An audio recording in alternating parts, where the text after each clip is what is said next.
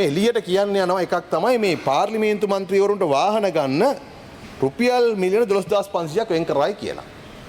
එක නාලිකාවක් මේ ප්‍රවෘත්තිය වර්ධියට එක නාලිකාවක් ඒකේ අයිතිකරු මේ ඔතන වාඩිලා ඉන්නවා දාලා තියෙනවා මේ පාර්ලිමේන්තු මන්ත්‍රීවරුන්ට වාහන ගන්න මිලියන 12500ක් වෙන් කරා කියලා. ගරු මන්ත්‍රීතුමනි කතානායකතුමනි ඒක පට්ටපල් බොරුවක්.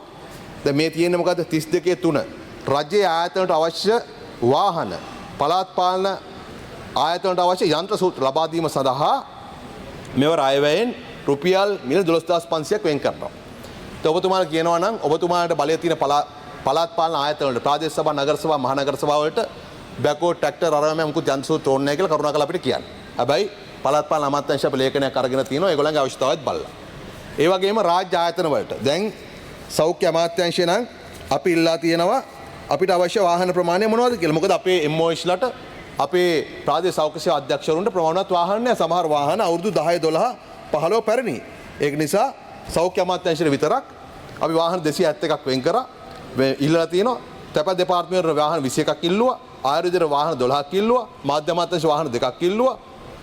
ගවර්න්මන්ට් ප්‍රෙස් එකට වාහන 2ක් ඉල්ලුවා. මේ ආදී හැටියට සාමාන්‍ය වාහන 2500 1700ක් විතර දැන් රාජ්‍ය සේවයට පළාත් පාලන ආයතන උවමනා කරනවා. ඒ සියල්ල සඳහා තමයි මේ රුපියල් 12500 ලීසි වාරික සඳහා වෙන් කරලා තිබෙන්නේ. ඒ නිසා මේක පටලවාගෙන දැන් මේ මුළු සමස්ත අයවැයේම මෙන්න മന്ത്രിවරුන්ට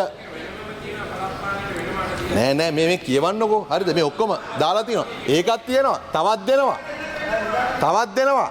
මොකද දන්නවද? වැඩ කරගන්න අපි මේ සංවර්ධන ව්‍යාපෘති බිමට අරගෙන යනකොට රාජ්‍ය සේවය පළාත් පාලන ආයතන හරහා සිද්ධ කරන්නේ. ඒකෙදි රාජ්‍ය සේවකයා තෘප්තිමත් කරලා තියාගන්න ඕනේ වැටුප් දීමන වැඩි කර ඒකයි. බඳවා ගැනීම කරන්නට ඕන. වාහන ලබා දෙන්නට ඕන. ඩිජිටීකරණය කරන්නට ඕන. පුහුණුවීම් දෙන්නට ඕන. ඒ සියල්ලට අපි මුදල් වෙන් කරලා තියෙන්නේ. මේක වැරදි අර්ථකථනය කරන්න එපා.